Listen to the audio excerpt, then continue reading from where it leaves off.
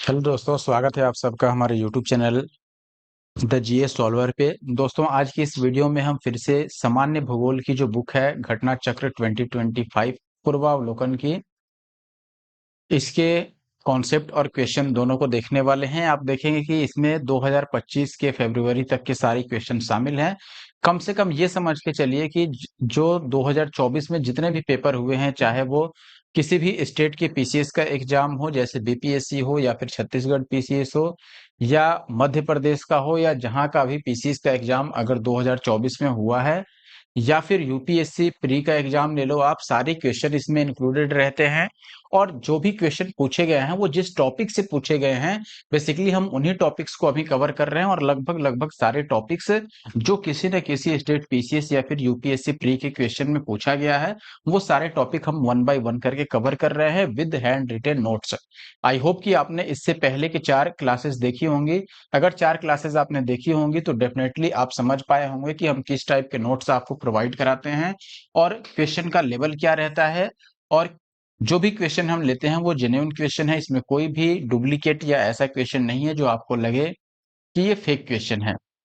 ठीक है, आई होप कि आप वीडियो को कंप्लीट देखेंगे। ये छोटा वीडियो होगा क्योंकि जो एक्सट्रीम पॉइंट्स हैं, दुरस्त बिंदु, ये इसका नोट्स भी बहुत छोटा है और बहुत जल्दी ही हम इस कॉन्सेप्ट को समझ लेंगे।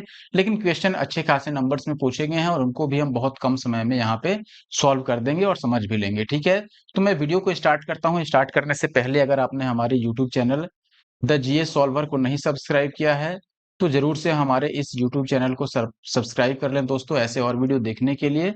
और कई लोग पीडीएफ मांग रहे हैं क्लासेस की या फिर जो नोट्स है उसका, तो बहुत जल्द ये टेलीग्राम ग्रुप पे आपको अपलोड कर दिया जाएगा या फिर व्हाट्सएप चैनल पे, और उसका लिंक भी आपको बहुत जल्द डिस्क्रिप्शन बॉक्स में भी प्रोवाइड कराया जाएगा। फिलहाल आप हमारे साथ हमारे YouTube channel the GS solver पे बने रहिए और ऐसे और वीडियो देखने के लिए बेल आइकन प्रेस करके रखिए और अपने दोस्तों के साथ भी शेयर कीजिए अगर आपको वीडियो अच्छा लगता है तो। और अगर अच्छा लग गया है तो डेफिनेटली वीडियो को लाइक कर दीजिए और कमेंट कीजिए। मैं स्टार्ट करता हूँ। क्वेश्चन पर आने से पहले आपको नोट्स के बारे में बताता हूँ और जैसे ही नोट्स क्लियर होगा मैं क्वेश्चन पे आऊंगा। बहुत कम समय में आपको सारी चीजें मैं क्लियर कर दूंगा, बस वीडियो को लास्ट तक देखते रहिए। देखिए दोस्त, अब हम स्टार्ट करते हैं दूरस्थ बिंदु यानी कि एक्सट्रीम पॉइंट्स।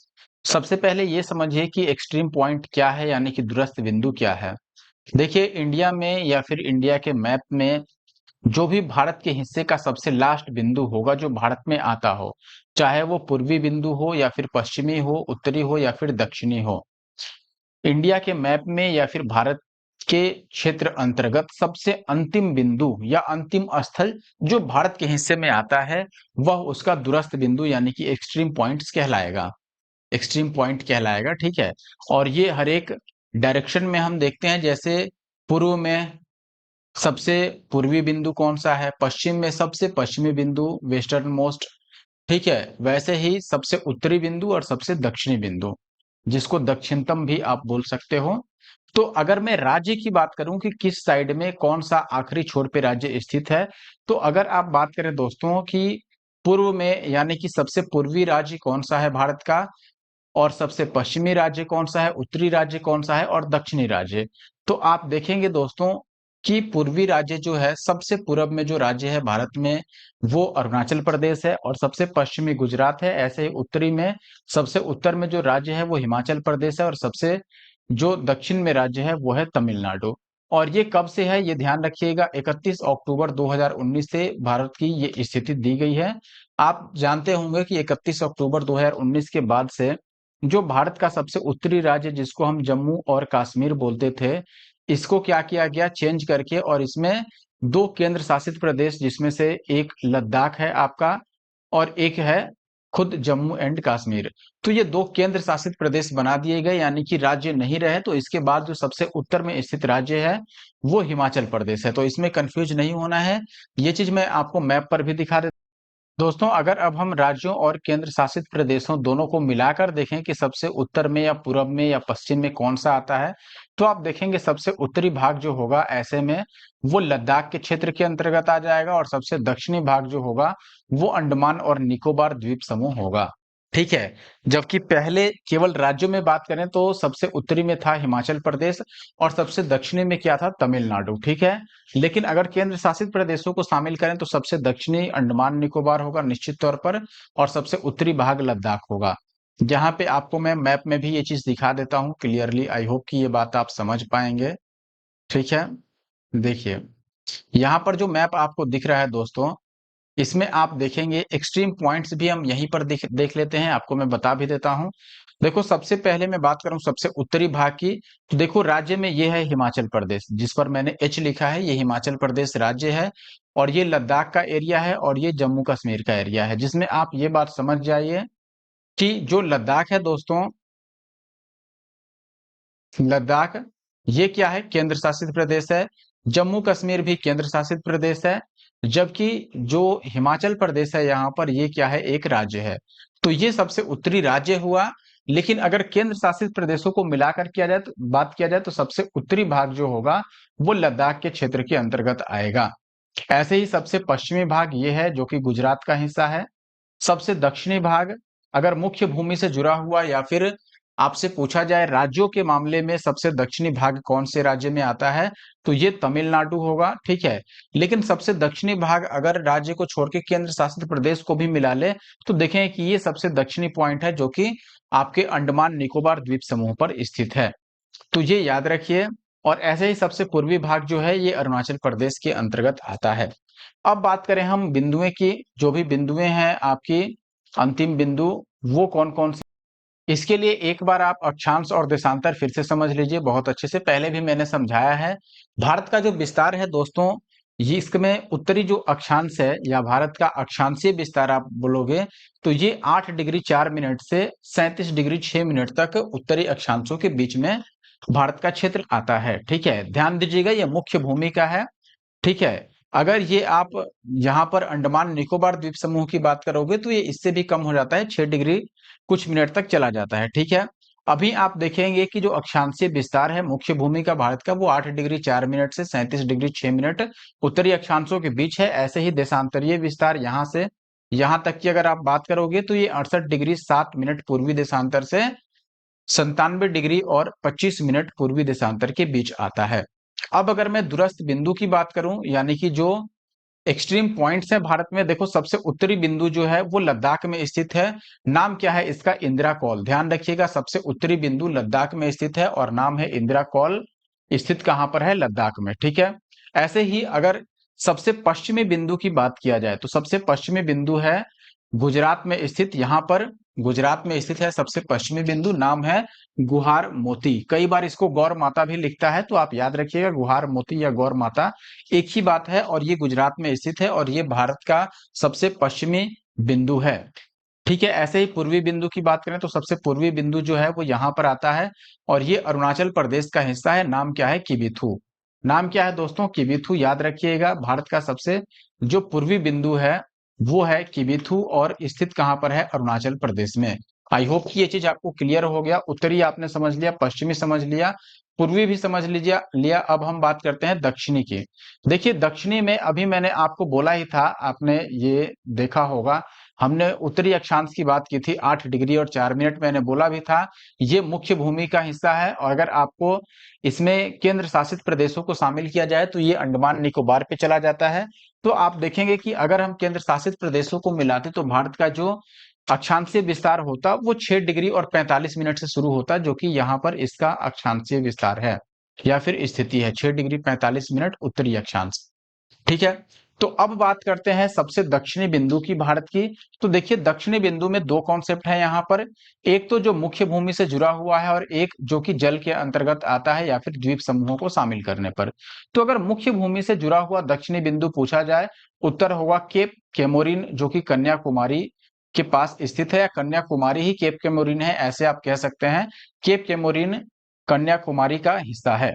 ठीक है। और ये तमिलनाडु राज्य के अंदर स्थित है। भारत की मुख्य भूमि का सबसे दक्षिणी हिस्सा या दक्षिणी बिंदु हो गया केप केमोरिन। अगर ये ऑप्शन में नहीं मिले और कन्याकुमारी मिले तो हम कन्याकुमारी को भी आंसर लगा सकते हैं। ठीक है। और ये सबसे दक्षिणी बिंदु यहाँ पर स्थित है। लेकिन अगर आप सीधी लाइन खींचेंगे तो आप देखेंगे इससे भी दक्षिणी बिंदु अंडमान निकोबार का हिस्सा है, जिसका नाम क्या है दोस्तों, इंदिरा पॉइंट। ठीक है, नाम क्या है? इंदिरा पॉइंट, और इसको कई बार पिगमेलियन पॉइंट भी बोला जाता है। आप ध्यान दीजिएगा, इसका जो पुराना नाम है वो पिगमेलियन पॉइंट है। इसको मैं अपने नोट्स में भी दिखा। देखिए यहाँ पर मैंने ये चीज बता रखी है कि भारत के जो चार सुदूरस्थ बिंदु हैं यानी एक्सट्रीम पॉइंट्स हैं। उत्तर में क्या है? इंदिरा कॉल, जो सियाचिन लद्दाख का क्षेत्र है।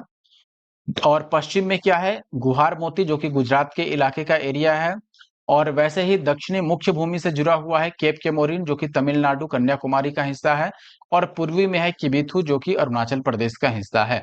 यहाँ पर मैंने ये भी क्लियर मेंशन किया है कि इंदिरा पॉइंट या पिगमेलियन पॉइंट जो ग्रेट निकोबार में स्थित है, ये सबसे दक्षिणी बिंदु है ओवरऑल भारत का, यानी पूरी तरीके से मिलाकर बात की जाए तो।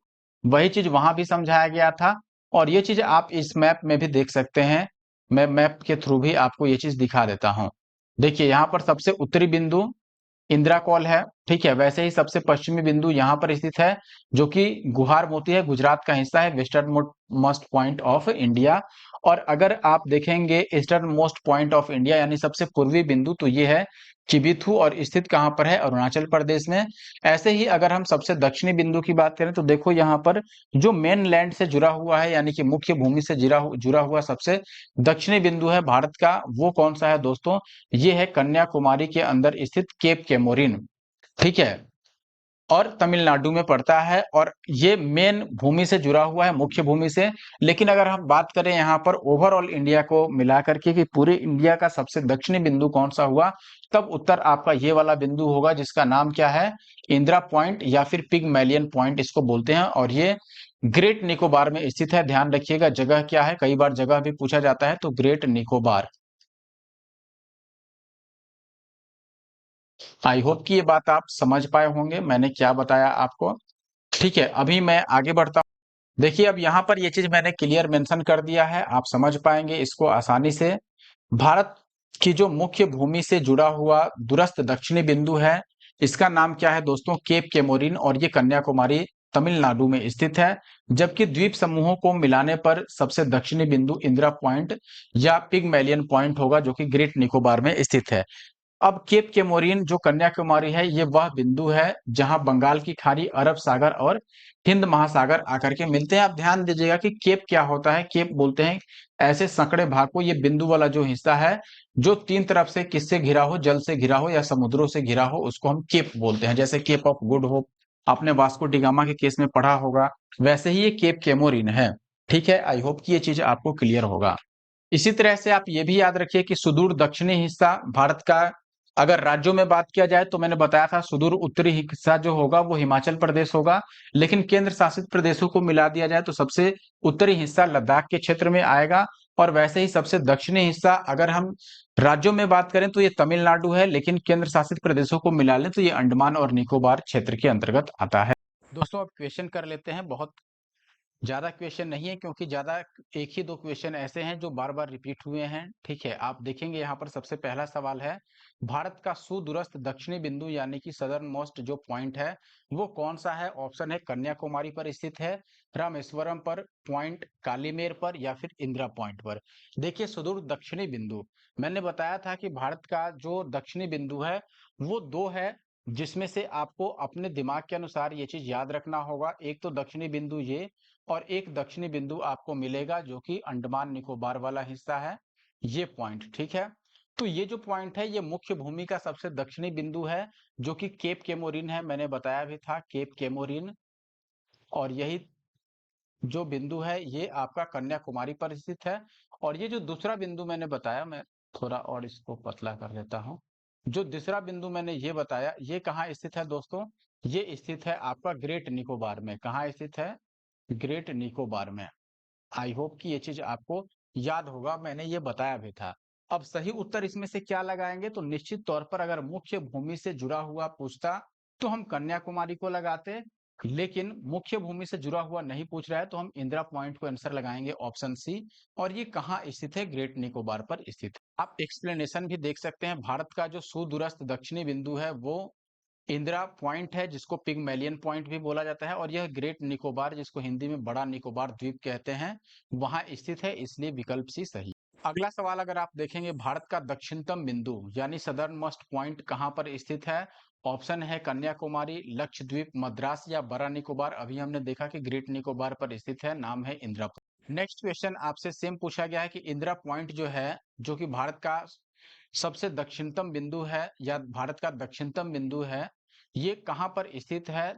ऑप्शन है तमिलनाडु, बड़ा निकोबार, छोटा निकोबार या कार निकोबार। तो निश्चित तौर पर यहाँ बड़ा Nicobar, great Nicobar, option C is the right answer of this question. I hope कि आप नोट्स भी पढ़ लिए होंगे अच्छे से और अब क्वेश्चन भी देख रहे होंगे और अभी तक आपने वीडियो को लाइक भी कर दिया होगा, और अगर नहीं किया है तो निश्चित तौर पर लाइक कर। अगला सवाल अगर आप देखते हैं दोस्तों, क्वेश्चन नंबर 4, यहाँ पर आपसे क्या पूछा गया है मैं आपको बताता हूँ। आप देखेंगे सवाल है कि भारत के राज्यों का निम्नलिखित में से कौन सा एक युग्म सबसे पूर्वी और सबसे पश्चिमी राज्य को इंगित करता है? सबसे पूर्वी और सबसे पश्चिमी, देखो असम और राजस्थान निश्चित तौर पर नहीं है, अरुणाचल प्रदेश और राजस्थान नहीं है, असम और गुजरात नहीं है, अरुणाचल प्रदेश और गुजरात निश्चित तौर पर ये सही उत्तर है। मैंने बताया भी था मैप पर भी, अगर आपको याद हो मैं मैप भी दिखा देता हूं। एक तो ये चीज मैंने आपको दिखाया था जिसमें बताया था कि सबसे पूर्वी राज्य अरुणाचल प्रदेश और सबसे पश्चिमी गुजरात है। आई होप कि ये चीज आपको याद होगा जो मैंने बताया था, अरुणाचल प्रदेश और गुजरात। ऐसे ही उत्तरी राज्य पूछे तो हिमाचल प्रदेश और दक्षिणी राज्य क्या होगा? तमिलनाडु। उत्तरी और दक्षिणी में आपको थोड़ा ध्यान देना होगा कि अगर राज्य ना पूछ के केंद्र शासित प्रदेश पूछा जाए तब उत्तरी में लद्दाख होगा, ठीक है, और दक्षिणी में क्या हो जाएगा? अंडमान एंड निकोबार द्वीप समूह। तो यहाँ पर जो सही उत्तर हुआ ये ऑप्शन डी हुआ। आप देख भी सकते हैं सर्वाधिक पूर्वी राज्य अरुणाचल प्रदेश है और सबसे पश्चिमी राज्य गुजरात है। मैंने पहले बताया भी था एक सवाल, और वही सवाल मैं आपसे पूछना चाहता हूं आज। आपको जवाब देना है दोस्तों कि अरुणाचल प्रदेश के टाइम में और गुजरात के टाइम में कितने घंटे का फर्क रहता है। ये आपके लिए होमवर्क है, ये मैंने पिछले क्लास में बताया था मानक समय वाले चैप्टर। अगला सवाल देखिए कि भारत का सुदूर पश्चिमी बिंदु है। अब यहाँ पर सबसे पश्चिमी बिंदु पूछा गया है और ध्यान दीजिएगा कि इसमें देशांतर भी दिया गया है, ठीक है।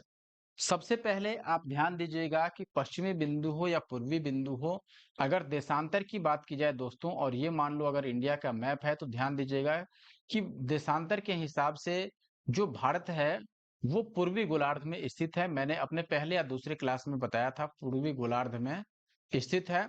और अगर हम अक्षांश के आधार पर बात करें तो ये उत्तरी गोलार्ध में स्थित है। यानी जब भी अक्षांशीय विस्तार पूछेगा तो हम यहाँ पर नॉर्थ में बात करेंगे, जैसे 6 डिग्री और 45 मिनट नॉर्थ से, और बाकी ये 37 डिग्री कुछ मिनट जो नॉर्थ था वहां तक। और ऐसे ही अगर आपसे देशांतर में ये बात कर रहा है, जैसे यहाँ पर पश्चिमी बिंदु जो है वो गुजरात में स्थित है। आपको पता है गुजरात का ये हिस्सा, ठीक है, जो इस तरीके से बनता है भारत के मैप में, ये गुजरात का हिस्सा है। और यहाँ पर पश्चिमी बिंदु जो कि गुहार मोती है वो स्थित है। अब यहाँ पर आपसे पूछा गया है यही कि ये जो गुहार मोती है पश्चिमी बिंदु है, उसका देशांतरीय स्थिति क्या है या माप क्या है और वो कहाँ है? राजस्थान में तो बिल्कुल नहीं है, गुजरात में है। और ध्यान दीजिएगा चूंकि ये पूर्वी गोलार्ध में है तो एग्जैक्ट वैल्यू नहीं भी याद है तो आप याद रखिएगा कि पूर्व इसमें आएगा, न कि पश्चिम आएगा। तो ऑप्शन ए भी गलत हो गया क्योंकि यहाँ पर पश्चिम है। ऑप्शन सी सही है, हालांकि डेटा सब में ही सही दिया गया है। 68 डिग्री और 7 मिनट सही उत्तर है, लेकिन ये ईस्ट होगा न कि वेस्ट, नॉर्थ या फिर साउथ, ठीक है। ईस्ट याद रखिएगा क्योंकि पूर्वी गोलार्ध में स्थित होने के कारण जब भी देशांतर की हम बात करेंगे, देशांतरीय विस्तार की बात करेंगे तो यहाँ पर पूर्वी आएगा। इंक्लिनेशन भी आप देख सकते हैं, भारत के मुख्य भूमि का जो दूरस्थ पश्चिमी बिंदु है ये 23.713 डिग्री उत्तरी अक्षांश, देखिए अक्षांश की बात किया तो उत्तरी लिखा, और ऐसे ही 68 डिग्री 7 मिनट पूर्वी देशांतर पर गुहार मोती है जो कि गुजरात में स्थित। सवाल की बात करें दोस्तों, निम्नलिखित प्रमुख भारतीय नगरों में कौन सा एक सबसे अधिक पूर्व की ओर स्थित है? पूर्व, ठीक है, ये सिक्किम है। अगर तो आप देखेंगे ऐसे करके ऊपर जो जाता है वो सबसे पूर्वी इलाका है, और सबसे पूर्वी बिंदु जो भारत का है उसका नाम है किबिथु। अब ये किबिथु कहाँ स्थित है अगर आपको पता होगा तो आप निश्चित तौर पर, हालांकि किबिथु तो अब अरुणाचल प्रदेश में है लेकिन ऑप्शन में कहीं भी अरुणाचल प्रदेश नहीं है, इसलिए हमें इसमें देखना होगा कि इसमें सबसे अधिक पूर्व की ओर कौन स्थित है। हैदराबाद तेलंगाना का इलाका है, लखनऊ यूपी का इलाका, भोपाल एमपी का इलाका, और बेंगलुरु जो है ये कर्नाटक का इलाका है। आपको पता होगा जो ये मैप है भारत का सबसे नीचे निचले हिस्से का, अगर मैं मैप बताऊं आपको, जो कि इस तरीके का लगभग होता है, इसमें ये एरिया होता है तमिलनाडु का, ठीक है। और इसके ठीक बगल का एरिया है केरल का और इसके ऊपर कर्नाटक आता है यहाँ पर। और अगर हैदराबाद की बात करें तो ये तेलंगाना इस एरिया में है, यूपी ठीक ऊपर में है और भोपाल बीच में है। ठीक है, तो भोपाल को तो निश्चित तौर पर हमें साइड कर देना है। लेकिन अब क्या है कि एग्जैक्ट आंसर पता करने के लिए या एग्जैक्ट इनका पोजीशन जानने के लिए आपको जरूरी है कि इनका देशांतरीय स्थिति पता हो। तो सबसे पहले हम देशांतरीय स्थिति अगर लगभग में भी आपको पता होगी तो देखो, जो जितना अधिक होगा देशांतर में, जिसकी वैल्यू सबसे अधिक होगी वो सबसे अधिक पूर्व में होगा। ठीक है, तो आप देखेंगे हैदराबाद हैदराबाद की जो देशांतरीय स्थिति है ये करीब करीब 78 डिग्री ईस्ट है। लखनऊ की जो है 78, लखनऊ करीब करीब 80 डिग्री ईस्ट के आसपास है। भोपाल जो है, भोपाल की अगर आप बात करेंगे तो ये 77 डिग्री ईस्ट के आसपास है। और ऐसे ही बेंगलुरु की बात करें अगर हम, तो बेंगलुरु जो है ये है 77 के ही आसपास ईस्ट में। तो सबसे अधिक जो वैल्यू आता है ईस्ट में वो आप यहाँ पे देख रहे हैं दोस्त, ये जो वैल्यू है ये लखनऊ का है, इसलिए ऑप्शन सी सही उत्तर हुआ। बाकी हम डिटेल में यहाँ पर देख लेते हैं क्या डिटेल दिया गया है। तो आप देखेंगे कि वही चीजें यहाँ पर दी गई हैं। भारतीय नगरें जो ऑप्शंस में दिए गए थे उनकी अवस्थिति उनकी देशांतरीय विस्तार से स्पष्ट की जा सकती है। और देशांतरीय विस्तार यहाँ पर दिया गया है हैदराबाद का 78 डिग्री और 23 मिनट से 78 डिग्री और 68 मिनट ईस्ट। और ऐसे ही भोपाल का आप देख सकते हैं 77 के आसपास, 80 से 81 है लखनऊ, और बेंगलुरु है 77 से 77 50 मिनट। ठीक है, 77 डिग्री 50 मिनट। तो निश्चित तौर पर सबसे अधिक वैल्यू है लखनऊ की, तो ये सबसे अधिक पूर्व में स्थित होगा। आपको पता होगा कि अगर ये वर्ल्ड है तो सबसे ठीक बीच में जो खींचा गया है जो कि ग्रीनविच से होकर गुजरता है, जिसको हम 0 डिग्री देशांतर बोलते हैं, जीएमटी, ग्रीनविच मीन टाइम रेखा जिसको हम बोलते हैं। यहाँ से जैसे जैसे आप पूर्व की ओर बढ़ते जाओगे तो इसके बाद 1 डिग्री ईस्ट आएगा आपका, फिर 2 डिग्री ईस्ट, ऐसे ही बढ़ते बढ़ते, और 82.5 डिग्री जो आता है ईस्ट, ये भारत का मानक समय रेखा होता है। और ये भी यूपी से होकर के गुजरता है, तो इससे हमें समझना चाहिए था कि यूपी का इलाका ही जब से सबसे ज्यादा पूर्व में होगा। हालांकि कोई बात नहीं, कॉन्सेप्ट क्या है और आंसर हमने कैसे निकाला ये समझ गए होंगे। और इस टाइप के क्वेश्चन को जनरली टफ क्वेश्चन ही माना जाएगा, क्योंकि यहाँ एक्चुअल डेटा पता होना चाहिए, तब आप सही आंसर लगा पाओगे। ठीक है, यहाँ पर भी लिखा गया है कि जिस नगर का देशांतरीय मान सबसे अधिक होगा वही सबसे अधिक पूर्व में माना जाएगा। और क्वेश्चन का आखिरी सवाल, भारत का वह कौन सा स्थान है जहां बंगाल की खाड़ी, अरब सागर और हिंद महासागर मिलते हैं? ऑप्शन है कन्याकुमारी, इंदिरा पॉइंट, रामेश्वरम या फिर नागरकोइल। देखो, सबसे पहले तो मैंने बताया था कि अगर कोई ऐसा बिंदु जो 3 साइड से जल से घिरा हो या सागर महासागर किसी भी क्षेत्र से घिरा हो, अगर ये बिंदु या फिर कोई भी ऐसा बिंदु जो मुख्य भूमि से घिरा हुआ है लेकिन 3 साइड से वो जल से घिरा है, उसको हम क्या बोलते हैं? केप बोलते हैं। और भारत में ऐसा ही जगह है जिसका नाम है केप केमोरिन, जो भारत के मुख्य भूमि से जुड़ा हुआ सबसे दक्षिणी बिंदु है। और ये स्थित कहाँ पर है दोस्तों? कन्याकुमारी में स्थित है। तो यहाँ पर निश्चित तौर पर ऑप्शन ए सही होगा। और यहाँ पर यही पूछ रहा है कि वह कौन सा स्थान है जो बंगाल की खाड़ी। अब आप इसमें देखेंगे कि अगर ये भारत का मैप मान ले तो ये बंगाल की खाड़ी का हिस्सा है, ये हिंद महासागर है, और लेफ्ट साइड में क्या आता है? अरब सागर। तो अरब सागर, हिंद महासागर और बंगाल की खाड़ी तीनों से जो घिरा हो वो कन्याकुमारी का क्षेत्र है। ऑप्शन ए सही है। अब आप एक्सप्लेनेशन भी देख सकते हैं, भारतीय मुख्य भूमि के दक्षिणी छोर पर स्थित कन्याकुमारी वह स्थान है जहां बंगाल की खाड़ी, अरब सागर तथा हिंद महासागर तीनों मिलते हैं, और यह तमिलनाडु में स्थित है। ये दोस्तों आखिरी सवाल था, छोटा वीडियो था, आई होप कि ये आपको समझ आया होगा और इससे काफी सारी चीजें आपको सीखने को भी मिली होंगी। निश्चित तौर पर आप भी अपना नोट्स बनाइए जैसा हमने बनाया है, या फिर उससे बेहतर बनाइए, उससे कमजोर बिल्कुल नहीं बनाइए, और अपनी तैयारी को जारी रखिए। हमारे YouTube channel the GS solver को सब्सक्राइब करके रखिए ताकि आपको और ऐसे वीडियो देखने को मिले। और अभी तक अगर आपने लाइक नहीं किया है तो वीडियो को लाइक कर दें और अपने दोस्तों के साथ शेयर भी करें। मिलते हैं नेक्स्ट वीडियो में। Thank you for watching the video.